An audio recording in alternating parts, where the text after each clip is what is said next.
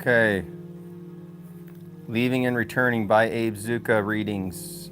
Part 11, Axioms of Adventitious Praise on the absence, occurrence, and the measureless affirmation.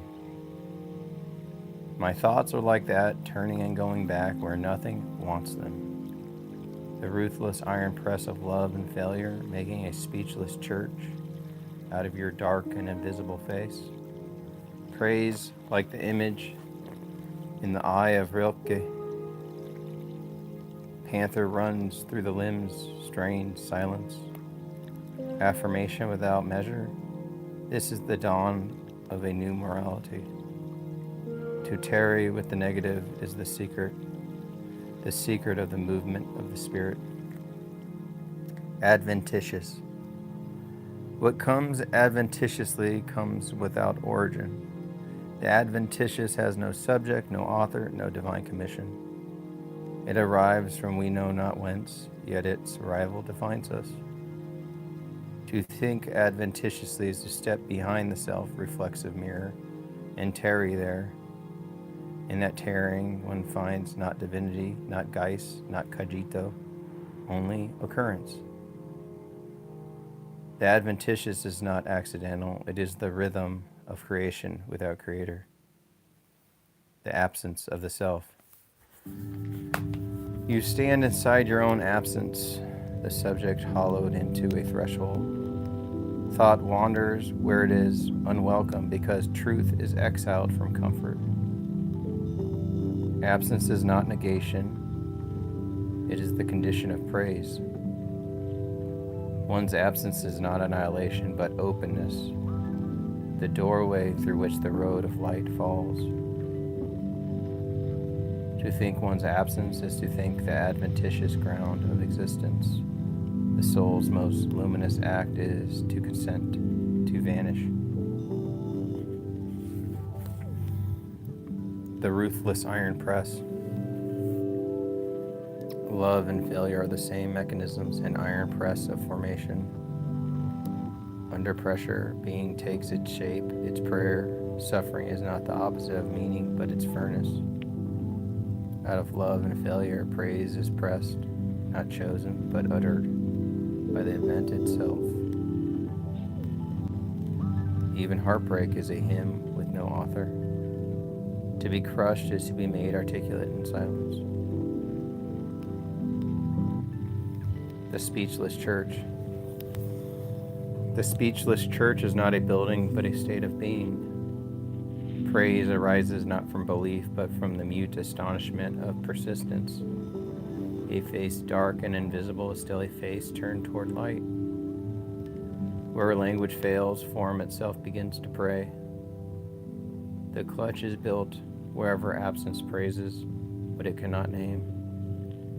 Silence is the liturgy of the unmeasured.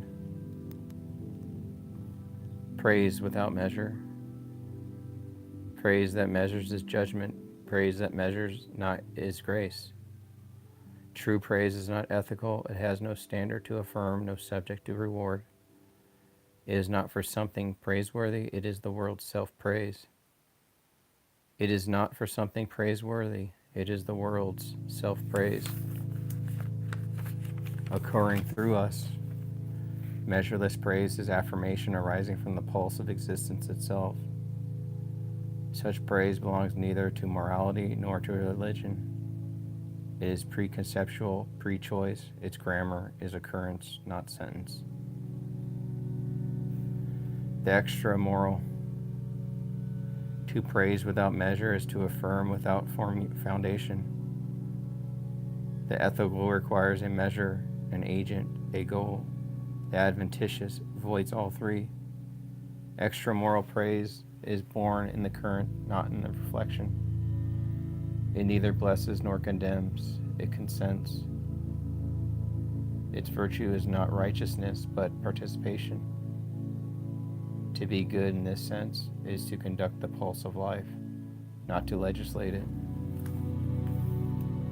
I don't care if we are fugitives, we are ceaselessly exalted. We rise like the drowned out of our shirts, praise clothed in failure. Fugitive being is being freed from the tyranny of coherence. In the intolerance, war of energy, praise is the flare of endurance.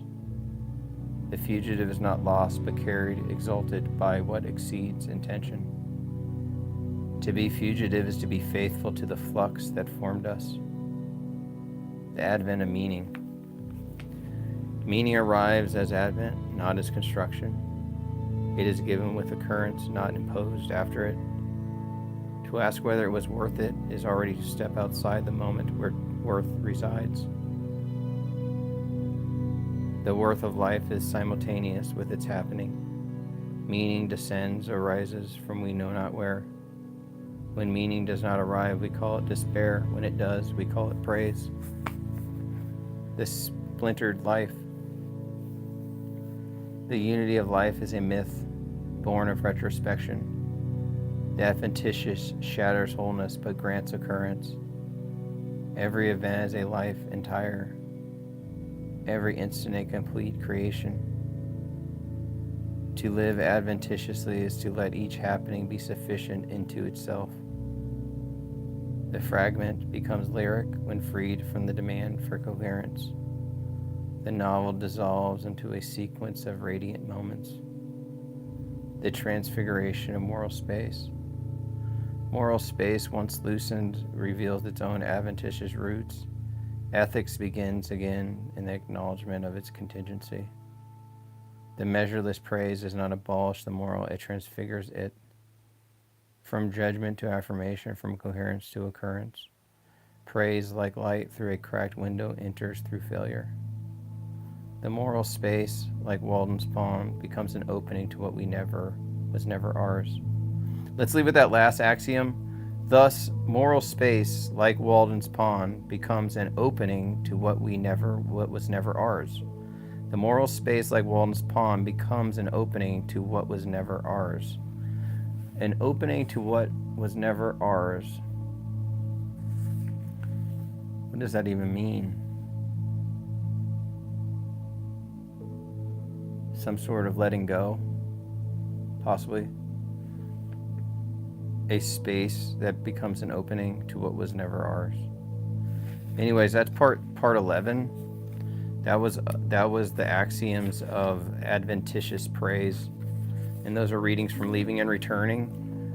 If you want to check out my art, check out my website, zuccagallery.com, or if you live in Phoenix, come to my gallery in downtown Phoenix at 1301 Grand Avenue. I'll see you guys later.